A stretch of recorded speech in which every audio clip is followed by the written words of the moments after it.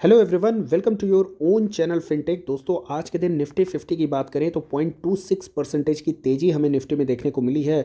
और निफ्टी में ये जो तेज़ी था, इसका पूरा का पूरा श्रेय जो है निफ्टी बैंक को जाता है, जो कि लगभग 1.16% तेज था। आज की डेट में अगर हम निफ्टी 50 में तेज़ी वाले शेयर्स की बात करें तो यहाँ पे बैंकिंग स्टॉक्स आपको काफ़ी ज़्यादा तेज़ देखने को मिलेंगे। इनफैक्ट अगर हम आईटी से बात करें तो सिर्फ एक ही स्टॉक का नाम देखने को मिलता है, Infosys.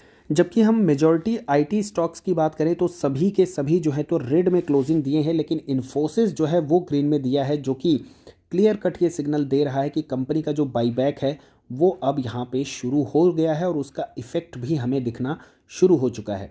Advance to decline ratio की बात करें तो एडवांस करने वाले शेयर्स जो हैं सेंसेक्स में वो आपको काफ़ी ज़्यादा देखने को मिलेंगे। और एफआईआईज और डीआईआईज के डाटा की बात करें तो एफआईज ने लगभग आज 1100 करोड़ की यहाँ पे बिकवाली की है। और जैसा कि हमने पहले भी डिस्कस किया था कि क्रिसमस ईव से पहले वैकेशन पर जाते हैं एफआईआईज, और वहाँ पर उनकी तरफ से हमें पिछले कुछ सालों में जो है तो सेलिंग का प्रेशर देखने को मिला है और इस साल भी वो कंटिन्यू हो सकता है। तो पिछला जो कुछ ट्रेंड है एफआईआईज का, वो यही सिग्नल दे रहा है कि इनकी तरफ से जो है तो प्रॉफिट बुकिंग कंटिन्यू जारी है।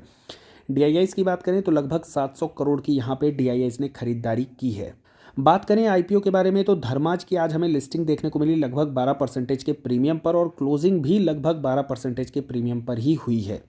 इसके अलावा यूनिपार्ट्स का अलॉटमेंट लिंक मैंने ऑलरेडी टेलीग्राम में जो है तो शेयर कर दिया है। So make sure you have joined our Telegram channel for the latest update about IPOs and stock specific. Other than that, Uniparts के अगर हम ग्रे मार्केट प्रीमियम की बात करें तो वो आज के दिन 50 के अराउंड चल रहे हैं। तो यहाँ पे ग्रे मार्केट प्रीमियम में पिछले कुछ दिनों से हमें जो है तो दबाव भी देखने को मिल रहा है। हालांकि इसकी लिस्टिंग जो है वो 12 दिसंबर को होने वाली है। अब यहाँ पे बात कर लेते हैं हम कुछ स्टॉक स्पेसिफिक न्यूज़ के बारे में। एचयूएल के बारे में बात करें तो बहुत ही शानदार यहाँ पे न्यूज़ निकल के आ रही है, काफ़ी चेयरफुल न्यूज़ है फॉर शेयर होल्डर्स। तो यहाँ पे एचयूएल जो है तो वो मेजॉरिटी ऑफ द स्टेक जो है वो एक्वायर करने वाला है ओजिवा का। अदर देन दैट, यहाँ पे वेलबींग न्यूट्रिशन में भी ये जो कंपनी है वो 19.8% का स्टेक एक्वायर करने वाली है। तो यहाँ पे जो टोटल खर्चा होने वाला है एचयूएल का वो लगभग 335 करोड़ का है। तो यहाँ पे 335 करोड़ का जो है तो एचयूएल इन्वेस्टमेंट करने वाली है। और अगर हम यहाँ पे ओजीवा के बारे में बात करें तो इसमें एचयूएल जो है तो अभी फर्स्ट ट्रेंच में 51% का स्टेक एक्वायर करने वाली है, और उसके बाद जो है ऑलमोस्ट 36 मंथ के बाद लगभग 49% जो कि बचा हुआ स्टेक रहेगा उसको एचयूएल जो है तो एक्वायर कर लेगा। यानी कि यहाँ पे कंप्लीट एक्विजिशन जो है वो आपको एचयूएल के द्वारा देखने को मिलेगा। इसके अलावा यहाँ पे वेल बीइंग न्यूट्रिशन की अगर हम बात करें तो 19.8% का एक्विजिशन है। यानी कि इस एक्विजिशन के बाद जो है तो यहाँ पे कंपनी जो है तो हेल्थ एंड वेलनेस के सेगमेंट में जो है तो कंपनी उतर चुकी होगी, और यहाँ पे ये डायरेक्ट जो है टक्कर देने वाले होंगे किसको? डाबर को। तो नो डाउट यहाँ पे कंपनी जो है तो ये मार्केट लीडर है एफएमसीजी सेक्टर की अगर हम बात करें। और यहाँ पे आप देखेंगे ये एक रेजिस्टेंस जोन है जहाँ पर 1, 2 और ये थर्ड टाइम जो है तो अपने इस रेजिस्टेंस को फेस कर रहा है। और जिस तरीके की न्यूज़ आई है तो मुझे लगता है कल के दिन यहाँ पे आपको ब्रेकआउट देखने को मिल सकता है। और दोस्तों, ये कुछ वैसी ही कंपनी है जो मैंने एक गोल्डन रूल आपको बताया था। कभी भी मार्केट में अगर पैसा बनाना है तो एक गोल्डन रूल आप हमेशा याद रखिए, जो भी वहाँ पे कैश रिच कंपनी है जो कंटिन्यूसली फ्री कैश फ्लो यहाँ पे जो है तो जनरेट कर रही है, उसके फ्री कैश फ्लो अगर कंपनी के बढ़ रहे हैं, कभी भी उसको बाई ऑन डिप्स करने से मत डरिए। कभी भी गिरावट होती है उसको ऐड करने से आप मत डरिए, क्योंकि in the long run definitely company का जो बिजनेस है वो आपको ग्रो करता हुआ देखने को मिलेगा, और उसका इफेक्ट जो है वो आपको इसके शेयर प्राइस में भी देखने को मिलेगा। और यहाँ पे एचयूएल जो है एफएमसीजी सेक्टर से बिलोंग करता है, ऐसा सेक्टर जिसमें एक ये ऐसी कंपनी है जिसके 9 आउट ऑफ द 10 जो प्रोडक्ट्स हैं उसमें ये मार्केट लीडर है। तो जो लोग इस स्टॉक को होल्ड किए हुए हैं, आप चाहें तो कंटिन्यू होल्ड कर सकते हैं। और देखिए यहाँ पे कैश के होने का यही फ़ायदा रहता है कि कंपनी जो है कुछ इस तरीके से एक्विजिशन करती है और अपने बिजनेस में जो है तो वो ग्रोथ लाती है। अगर हम इसके सपोर्ट की बात करें तो पहले भी मैंने बोला था जब ये स्टॉक यहाँ कहीं ट्रेड कर रहा था कि 2500 के अराउंड अगर ये मिलता है तो आप चाहें तो इस स्टॉक को बाई ऑन डिप्स के लिए ऐड कर सकते हैं, यहाँ से इस स्टॉक को एडिशन कर सकते हैं। हालांकि ये स्टॉक जो है तो 2450 तक गया था, लेकिन वहाँ से हमें एक बाउंस बैक फिर से इस स्टॉक में देखने को मिला है। जिनके पास है वो इसको होल्ड एंड कंटिन्यू कर सकते हैं। अब दोस्तों बात कर लेते हैं एक और लार्ज कैप यहाँ पे आईटी सेक्टर स्टॉक की, जो कि है LTI माइंट्री।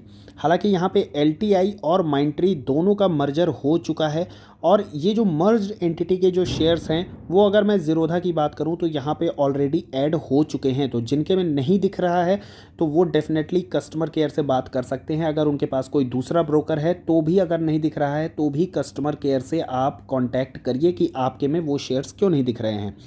अदर देन दैट, एक और मैं इन्फॉर्मेशन यहाँ पे दे देना चाहता हूँ कि यहाँ पे एवरेज जो अमाउंट है आपका इन्वेस्टमेंट, और उसके साथ साथ जो टोटल इन्वेस्टमेंट है, ये दो वैल्यूज़ हो सकता है कि आपके पोर्टफोलियो में ना दिख रही हो, भले चाहे वहाँ पे कितनी क्वांटिटी आपने ऐड कर रखी है वो दिख रही हो। तो यहाँ पे कुछ दिन लगेंगे, 2-4 दिन, उसके बाद ये सारी चीज़ें जो हैं ऑटोमेटिकली फिक्स कर दी जाएंगी। तो उसके लिए आपको जो है तो परवाह करने की ज़रूरत नहीं है। जो इम्पोर्टेंट चीज़ है वो ये है कि ये शेयर्स आपके पोर्टफोलियो में दिखने चाहिए। नहीं दिख रहे हैं तो फिर बात कीजिए। अदर देन दैट, यहाँ पे अगर मैं बात करूँ तो ये काफ़ी अच्छा करेक्शन यहाँ पे इस स्टॉक में देखने को मिल रहा है, और इसके कई सारे रीज़न हो सकते हैं। सबसे पहला तो जो मार्केट में रीज़न चल रहा है वो मैं बता दूँ, मोतीलाल ओसवाल ने यहाँ पे इसको डाउनग्रेड कर दिया है। तो मर्जर के बाद उनका ये कहना है कि पहले यहाँ पे आउट परफॉर्मेंस की रेटिंग दी हुई थी, उसके बाद यहाँ पे इन्होंने जो है तो न्यूट्रल की रेटिंग दे दी है।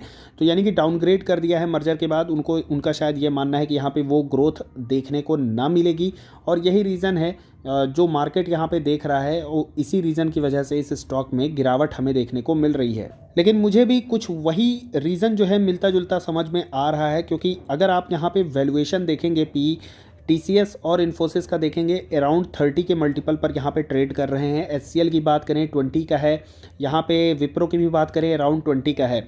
लेकिन मार्केट कैपिटलाइजेशन के हिसाब से अगर आप देखेंगे, बस अब ये भी जो है तो थोड़ा बहुत ही यहाँ पे मार्केट कैपिटलाइजेशन कम है HCL और विप्रो के कंपैरिजन में, लेकिन यहाँ पे मल्टीपल आप देखेंगे तो 52 का है। तो हो सकता है कि कंपनी यहाँ पे अब बहुत बड़ी हो चुकी है इन्वेस्टर्स के हिसाब से, और इतना बड़ा यहाँ पे वैल्यूएशन जो है ये डिज़र्व नहीं करती है। One of the main reason ये हो सकता है, क्योंकि आप यहाँ पे देखिए 1 लाख करोड़ का यहाँ पे टेक महिंद्रा है, और उसको भी वैल्यूएशन जो है ऑलमोस्ट 20 का दे रखा है मार्केट ने। तो may be one of the reason है कि यहाँ पे इस वजह से करेक्शन हो रहा है। बट मेरे हिसाब से सिर्फ वैल्यूएशन देख लेना उचित नहीं होगा। यहाँ पे आपको जो है तो कंपनी के यहाँ पे 3 साल के प्रॉफिट ग्रोथ और यहाँ पे 3 साल के जो सेल्स ग्रोथ है उसको भी ध्यान में देना चाहिए। अगर आप यहाँ पे इसको TCS से कंपेयर करेंगे तो मोर देन 2 टाइम्स जो है तो ये कंपनी ग्रोथ दिखा रही है। तो मेरे हिसाब से ये जो वैल्यूएशन है, कंपनी हो सकता है ये थोड़े से अभी भी प्रीमियम वैल्यूएशन हो, बट स्टिल यहाँ पे हायर वैल्यूएशन तो ये कंपनी डिजर्व करती है। अदर देन दैट, अगर आप यहाँ पे किसी भी साल में देखेंगे तो डबल डिजिट में कंपनी ने ग्रोथ दिखाई है। इनफैक्ट पिछले 12 महीने की अगर हम बात करें, ट्रेलिंग 12 मंथ, तो यहाँ 30% तक की हमें ग्रोथ देखने को मिली है। शेयर होल्डिंग पैटर्न की बात करें तो यहाँ पे प्रोमोटर की होल्डिंग कम होती हुई आपको देखने को मिलेगी, लेकिन प्रोमोटर ने यहाँ पे होल्डिंग एज सच कुछ कम नहीं किया है।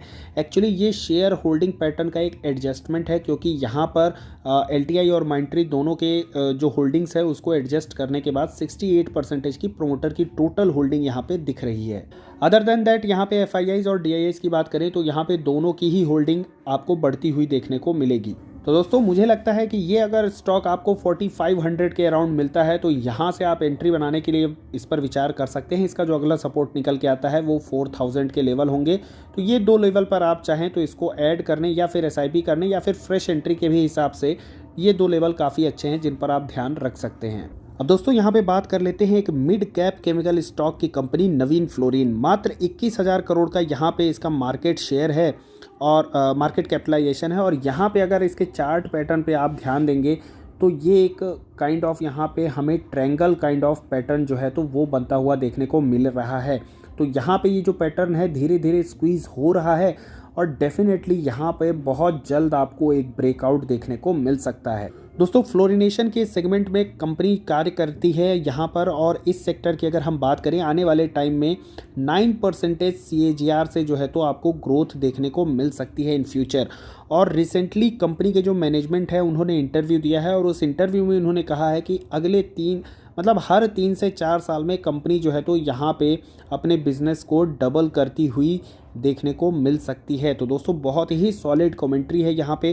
कंपनी का बिजनेस बहुत शानदार है। कंपनी की अगर हम सेल्स ग्रोथ की बात करें तो कंटिन्यूसली आपको जो है तो ये सेल्स ग्रोथ इंक्रीज होती हुई देखने को मिलेगी। इनफैक्ट कंपनी की प्रॉफिटेबिलिटी भी आपको हर साल बढ़ती हुई देखने को मिलेगी। पिछले अगर 5 सालों में देखेंगे तो जो रेजिस्टेंस यहाँ पे ये बना था, बाद में यही इसका सपोर्ट बना, और उसके बाद आप देखेंगे यहाँ पे जो रेजिस्टेंस बन रहा है वो इसका आप सपोर्ट यहाँ पे बन रहा है। तो हो सकता है यहाँ कुछ टाइम करेक्शन हो और उसके बाद जो है तो आपको फर्दर यहाँ पे ब्रेकआउट देखने को मिल सके।